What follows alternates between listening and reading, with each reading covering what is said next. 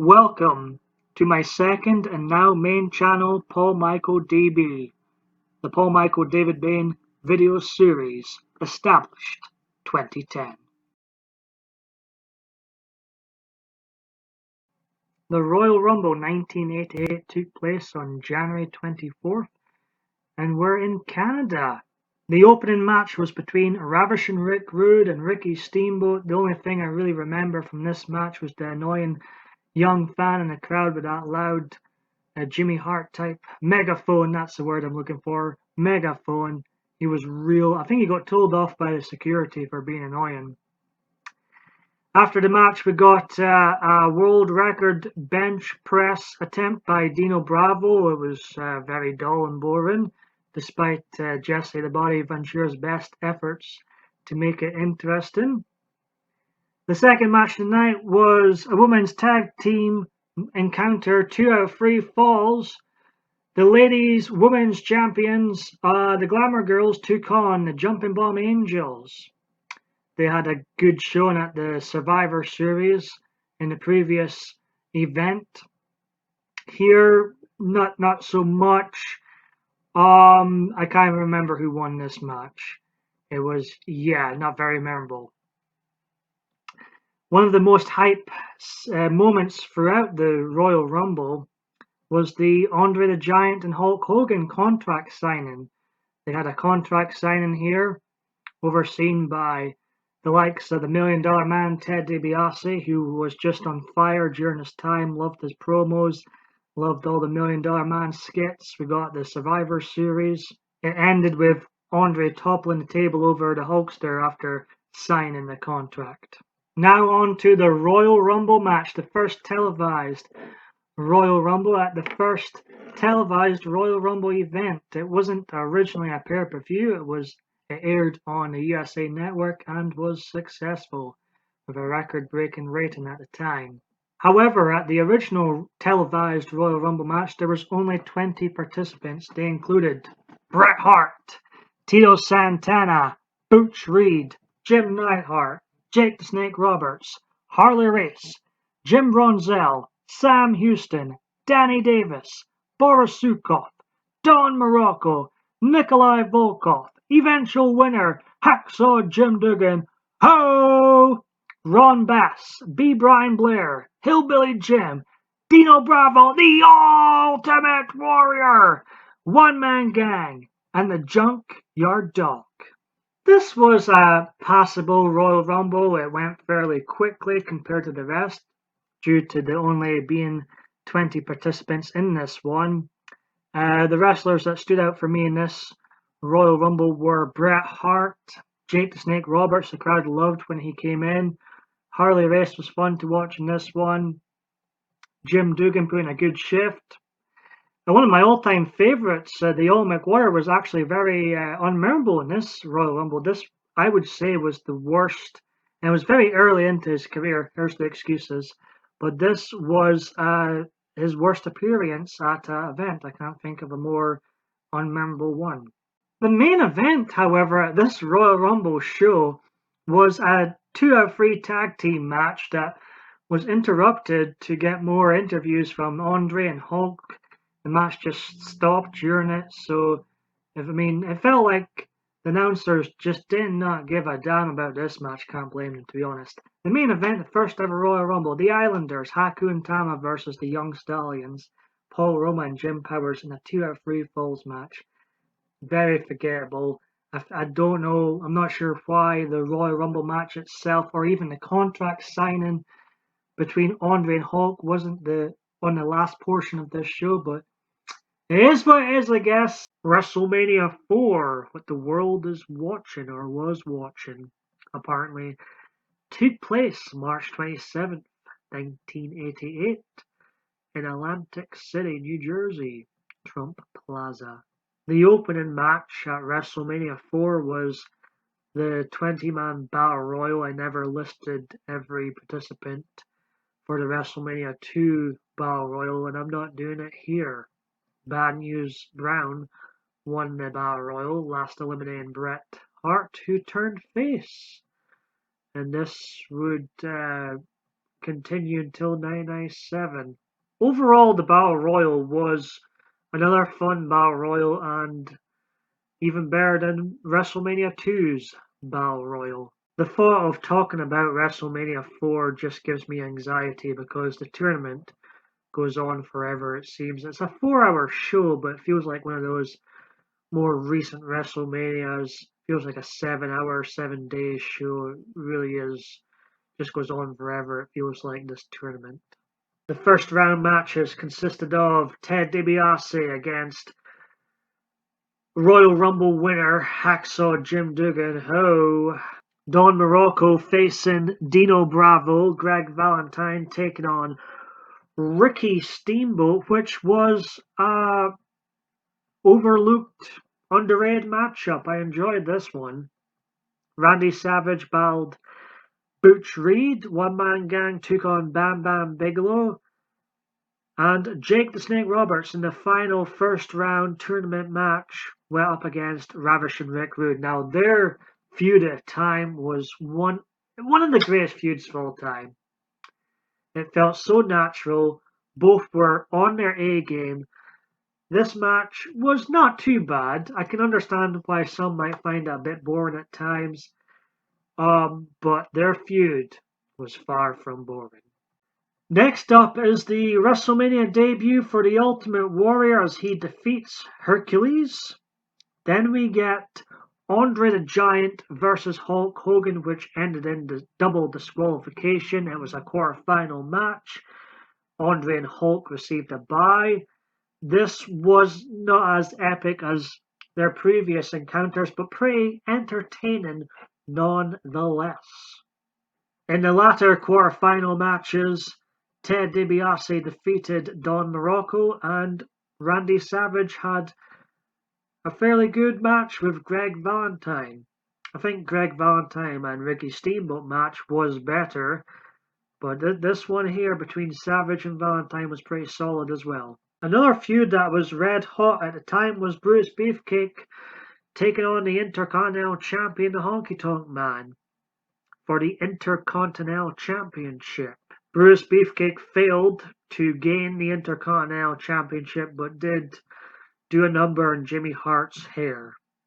I'm not sure what to make of the whole haircut gimmick. It was a bit, yeah. Whew. In a match that seems to have been thrown together, the Islanders and Bobby Heenan teamed up to face the British Bulldogs, Davey Boy Smith and the Dynamite Kid, which just feels like a waste for a wrestlers like Davey Boy Smith and Dynamite Kid. They teamed up with Coco Beware. The $1 Million Man received a bye due to the double elimination of Andre and Hulk Hogan in the quarterfinal match. Randy Savage and the One Man Gang was the only semi-final match, thank goodness, because if there was another semi-final match, I mean, this show just seemed to go on forever. Like I say, this was a nothing match. Randy Savage advanced via disqualification. Demolition Axe and Smash defeated Strikeforce and would hold the titles for the longest time ever up until 2016, where sadly the New Day broke that record. We'll get to 2016 pay-per-views eventually. To me, Demolition elevated this pay-per-view with their appearance. They were, in my opinion, the best tag team of the Golden Age, and one of the best tag teams ever, perhaps the best tag team ever. Certainly the most underrated tag team. Yes, I'm a Demolition mark. Get them in the Hall of Fame. The main event was the conclusion of the World Wrestling Federation Championship Tournament between Randy Savage and the $1 Million Man Ted DiBiase.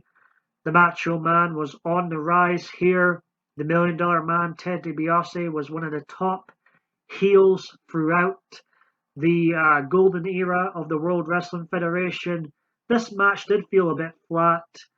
I understand both men were in multiple matches before, but it was a big moment to see Macho Man capture the World Wrestling Federation and the best looking WWF title to date.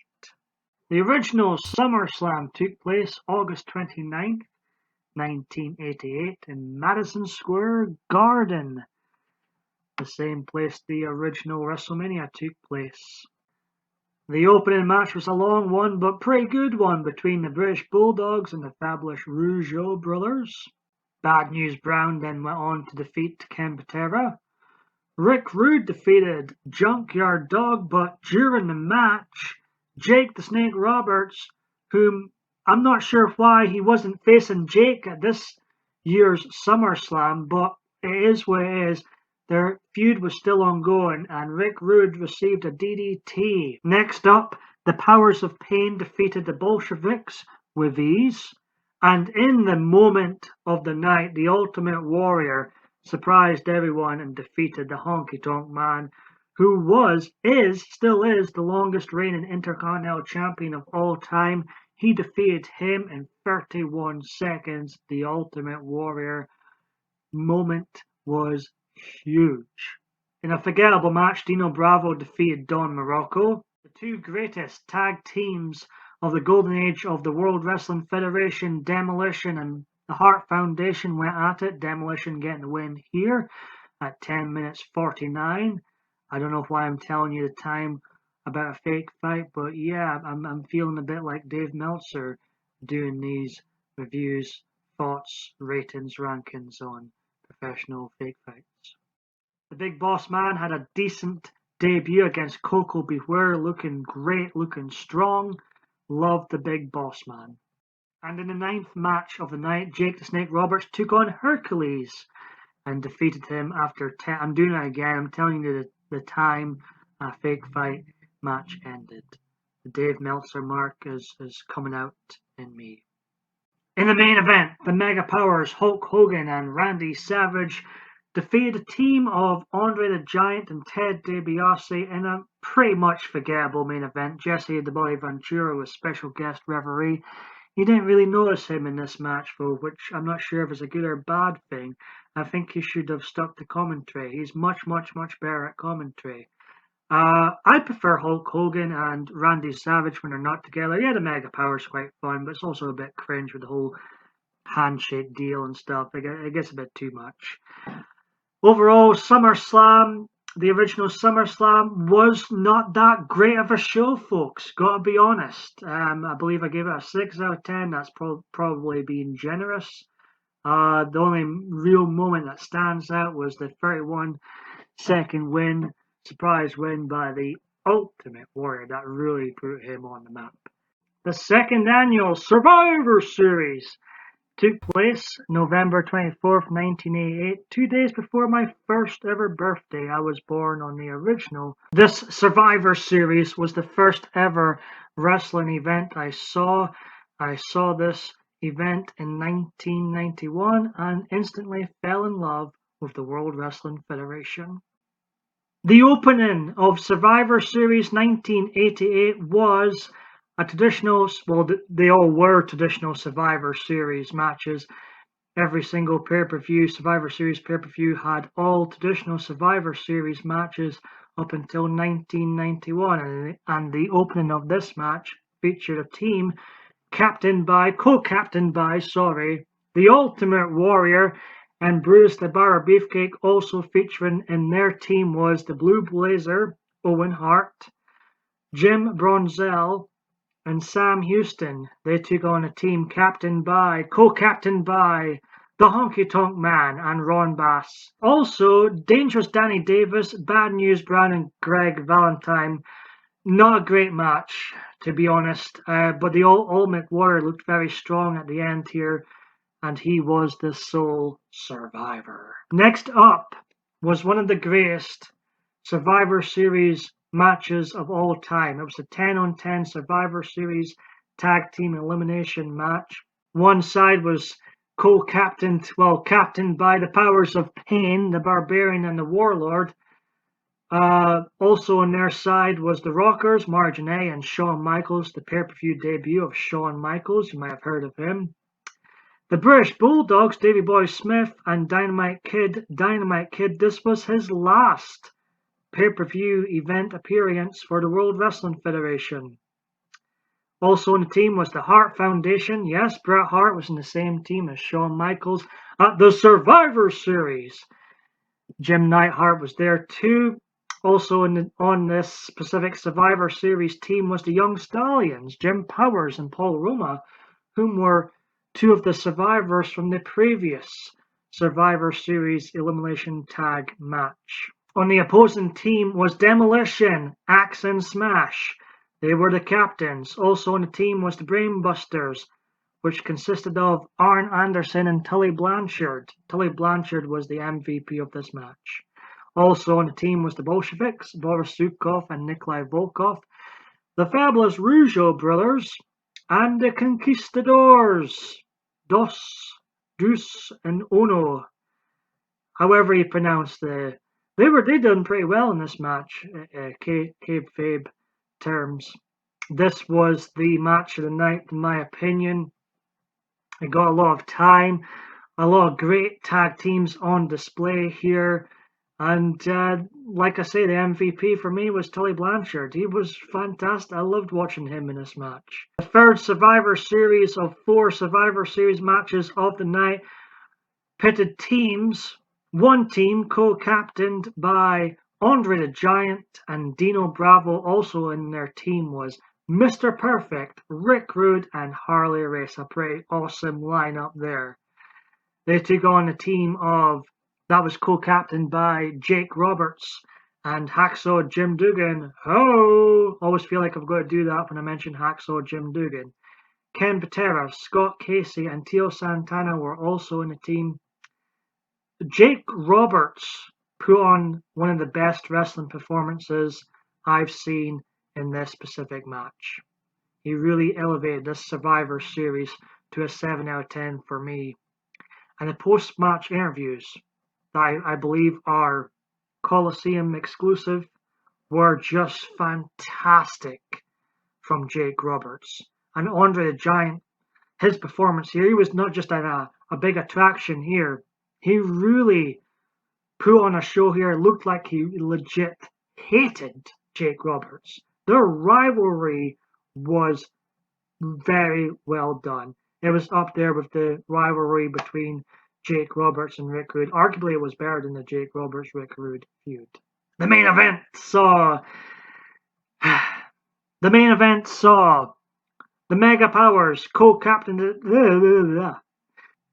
In the main event, one of the teams was co-captained by the Mega Powers, which consisted of the immortal Hulk Hogan and the then WWF champion Randy Savage, Macho Man.